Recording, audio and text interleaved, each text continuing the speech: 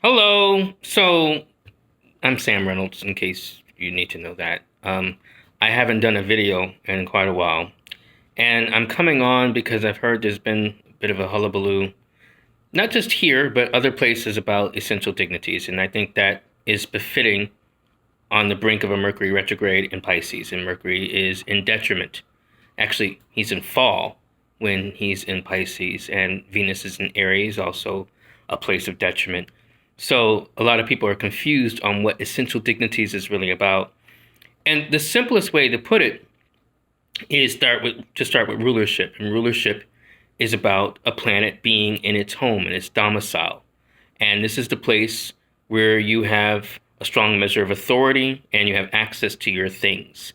So for instance, you have access to, like, I have access to my juice here, and I can say, okay, Google, what time is it? It's 5:52. Or I can say to my wife, bring me some more Kool-Aid. Fuck off. Well, then, okay, so you don't have necessary power in all particular arenas, but generally when you're in rulership, in your domicile, you have that level of authority. So that's the key, I think, idea to understand. It doesn't mean that if you have a Venus in Aries or your Mercury is complicated by virtue of being in Pisces, that's a fucked up or bad Mercury or a bad Venus. It just means that she's not at home and she's someplace else where that it's uncomfortable for her. So let's take Venus in Aries. Venus is in the sign opposite to her domicile, her home, which is Libra. So she's under the authority of Mars, who is the ruler for Aries. The same is true when Venus is in Scorpio. People have made it into like, well, by virtue of Venus being in a masculine sign, this is like testimony to patriarchy and to misogyny.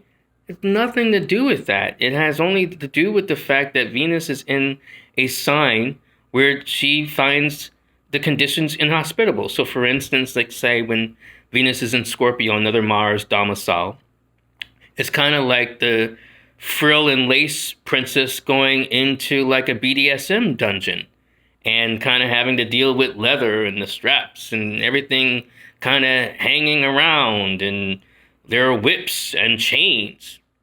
The hell is she going to do with chains? So this is kind of like more an adaptation for the Venus in that particular position. So that requires some measure of growth and adaptability on the part of the person. If you have Venus natally in Scorpio or Venus natally in Aries, they're going to have different tenors because when we're talking about a fire sign, it's going to be different from Mars. It's going to be different from when he's in his or dealing with his domicile in Scorpio, which we might say is more his nocturnal home versus his diurnal place, which is Aries. So it's going to have a different means and measure for that particular Venus.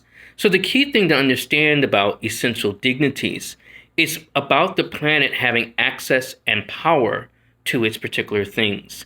And when we're talking about that in relation to people, like you have a Venus in Aries or you have a Mars in Cancer, it doesn't mean that something is wrong with you. In fact, some of the most successful athletes in human history have had planets like Mars in detriment or fall. And you might say, like, then what's this shit for? Well, it becomes more a testament of how we deal with particular life circumstances and rise to the occasion. So sometimes if you have a planet in dignity, like a Mars in Scorpio or a Venus in Libra, you take some things for granted that otherwise you wouldn't cultivate, or you don't cultivate, or you don't work on. And so it becomes a way in which you have to kind of push and kind of find some other measure of energy. We can also have some measure of complications with particular planets and placements, like let's say a Mars in Scorpio, where it's in by house position. So if it's in a day chart, Mars doesn't like to be above the horizon in a day chart. He is in, he thrives in nocturnal places. So I also have like an exalted Mars in Capricorn in the 11th house in a day chart. So this is not where he's necessarily happy, and sometimes it can be bellicose. And then you can have your wife saying things like to you, like, fuck off. So anyway, you get the idea. You can have some means where you have like enmity in that experience. So this is just a quick video to kind of also clear up some confusion where people have kind of like here and other places that I've seen on Twitter thought about particular placements and thought it was either about some overarching other philosophical issue, or where they've heard people say like, "Oh girl, you got a moon in Scorpio? I'm so sorry. Wow, that's messed up. How did you get that?" That moon in Scorpio can help you push through not only a personal set of crises, but can be the coolest cucumber in the room when some shit really goes down.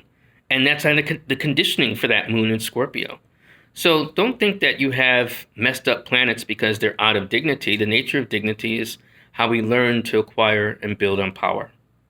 All right, that's it for now. And I know I say this a lot. I'm going to keep doing more videos, but I think this made me feel comfortable. It's a new year. It's only the second month of the new year, so I can feel inspired to do more.